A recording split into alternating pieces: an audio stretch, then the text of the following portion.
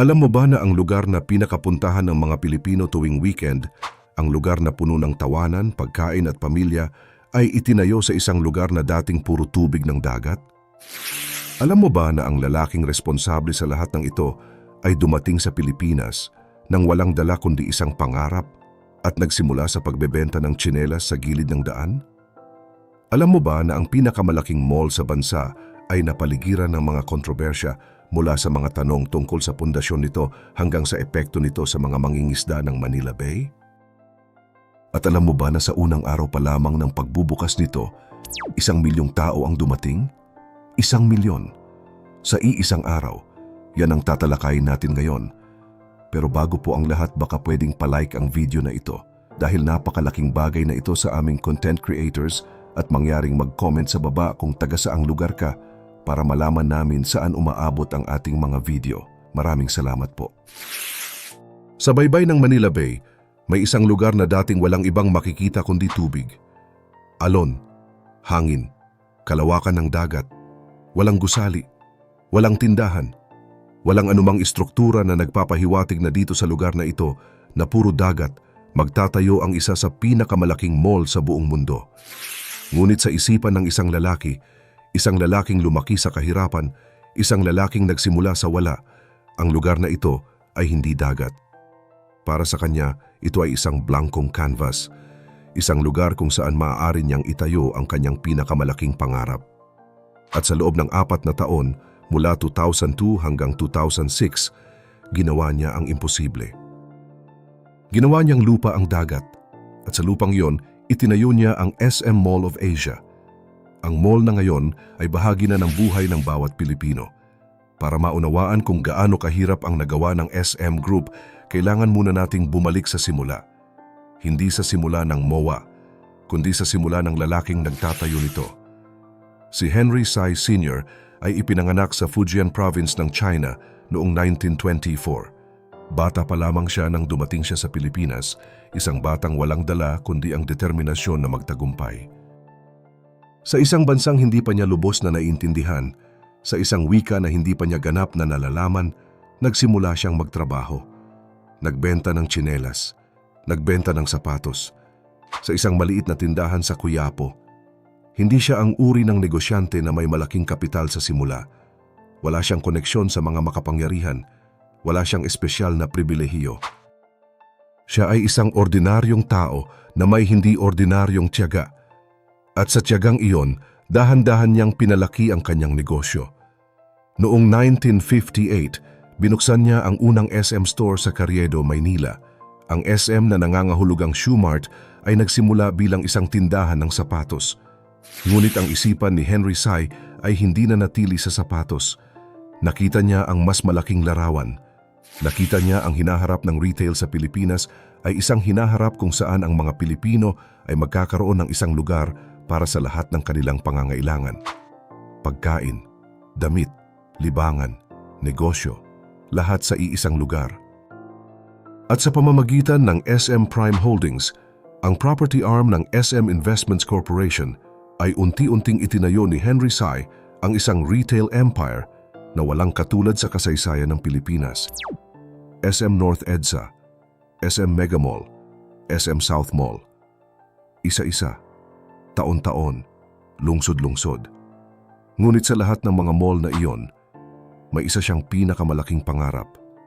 Isang mall na hindi lang magiging pinakamalaki sa Pilipinas, kundi isa sa pinakamalaki sa buong mundo.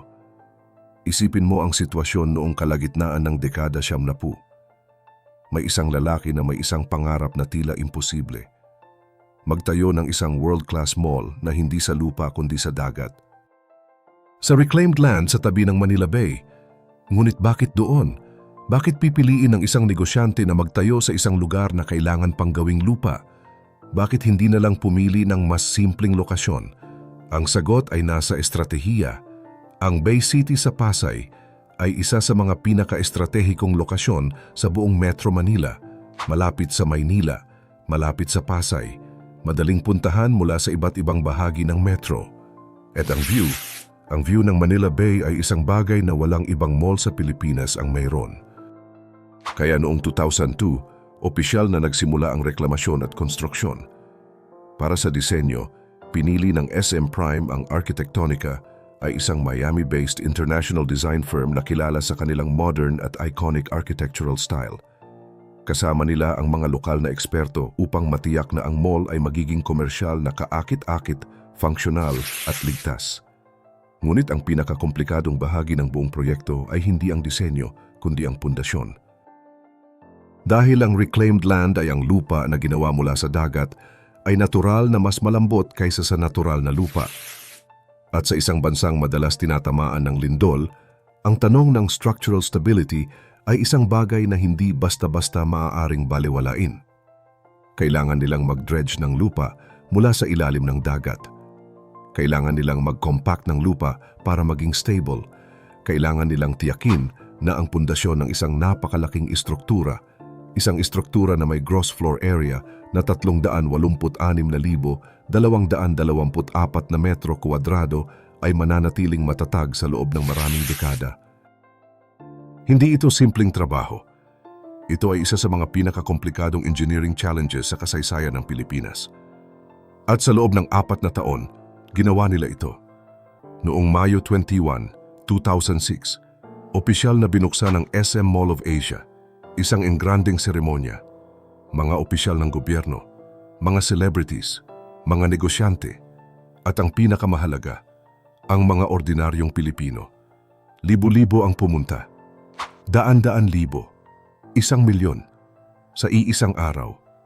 1,000,000 tao ang bumisita sa MOA sa unang araw pa lamang ng pagbubukas nito. Iyon ay hindi lang isang numero. Iyon ay isang pahayag. Isang pahayag na ang mga Pilipino ay handang yakapin ang isang bagong karanasan. Sa loob ng napakalaking espasyo ng MOA, natuklasan ng mga bisita ang isang mundo na hindi pa nila nakikita sa Pilipinas. Libo-libong tindahan, international restaurants, lifestyle shops, isang Olympic-size ice skating rink, ang unang ganito sa Pilipinas na accessible sa pangkalahatang publiko, bowling centers, IMAX theaters, exhibition halls, at ang pinaka-iconic sa lahat, ang view ng Manila Bay mula sa Entertainment Mall, ang pagsasakay ng Ferris wheel sa tabi ng dagat, ang panonood ng sunset habang kumakain sa isang restaurant na nakaharap sa Manila Bay. Iyon ang karanasang ibinigay ng MOA sa mga Pilipino. At iyon ang dahilan kung bakit agad itong naging bahagi ng kultura ng bansa. Sa paglipas ng mga taon, hindi nakaligtas ang MOA sa mga kontrobersya. Una, ang tanong ng structural integrity. May mga panahon na kumalat ang mga tanong sa social media tungkol sa posibleng panganib sa pundasyon ng MOA. Ngunit ayon sa SM Prime at sa mga lokal na pamahalaan, ang MOA ay sumailalim sa masusing structural assessment at patuloy na minomonitor upang matiyak ang kaligtasan ng publiko. Pangalawa, at ito ang mas malaking usapin, ang environmental impact ng reclamation sa Manila Bay. Ang MOA at ang mga kalapit na proyekto ay bahagi ng mas malawak na urban development plan na may epekto sa marine ecosystem ng Manila Bay. Ang reclamation ay nagbabago ng natural na daloy ng tubig. Nakakaapekto sa mga coral reef at mangrove forests. Maraming environmental groups at lokal na mangingisda ang nagbigay ng kanilang opinyon laban sa mga reclamation projects. Para sa mga mangingisdang ang kabuhayan ay nakasalalay sa Manila Bay, ang bawat metro ng reclaimed land ay isang metro ng kanilang kinabukasan na nawawala. Ngunit sa kabila ng lahat ng kontrobersyang ito, hindi maaring balewalain ang tunay na epekto ng MOA sa buhay ng mga Pilipino. Ang MOA ay lumikha ng libu-libong trabaho. Ang MOA Arena ay naging venue ng mga world-class na concert at sporting events. Ang SMX Convention Center ay naging tahanan ng mga international business conferences. At ang MOA mismo bilang isang tourist destination ay nag-aambag ng malaking halaga sa ekonomiya ng Pasay at ng buong Metro Manila. Si Henry Sy Sr. ay pumanaw noong Enero 19, 2019 sa edad na 74. Ngunit ang kanyang legacy ay nananatiling buhay. Hindi lang sa MOA, kundi sa bawat SM Mall sa bawat sulok ng Pilipinas.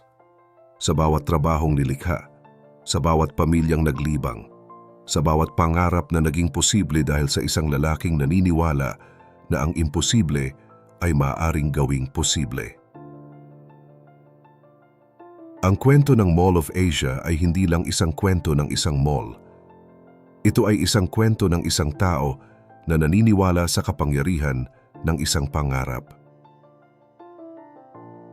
Isang lalaking dumating sa Pilipinas nang walang dala kundi ang kanyang determinasyon at nag-iwan ng isang legacy na mararamdaman ng mga Pilipino sa loob ng maraming henerasyon. Para sa ating mga Pilipino, may aral tayo mula sa kwento ng MOA at ng lalaking nagtatayo nito. Ang tagumpay ay hindi nanggagaling sa kung gaano kakayaman sa simula. Nanggagaling ito sa kung gaano kadeterminado na magtayo ng isang bagay na mas malaki kaysa sa iyong sarili. Si Henry C. ay nagsimula sa isang maliit na tindahan ng sapatos, ngunit ang kanyang isipan ay hindi na natili sa sapatos. Nakita niya ang mas malaking larawan at ginawa niya ang lahat para maabot iyon. Para sa mga Pilipinong nagdadala ngayon ng mabigat na pasanin, mga nagtatrabaho ng walang pagkilala, mga nagtatayo ng kanilang sariling negosyo mula sa wala, mga nangangarap ng malaki sa gitna ng kahirapan, tandaan ninyo ang kwento ng lalaking ginawa niyang lupa ang dagat. Kung kaya niyang gawin iyon, kung kaya niyang baguhin ang literal na mukha ng Manila Bay, ano pa ang hindi mo kaya? Ang tanong ay hindi kung posible ang iyong pangarap. Ang tanong ay, gaano ka determinado na gawing posible ang imposible? Dahil ang MOA, ang mall na pinupuntahan mo tuwing weekend, ang mall na puno ng iyong mga alaala kasama ang iyong pamilya, ay patunay na ang mga pangarap na tila imposible ay maaaring maging katotohanan.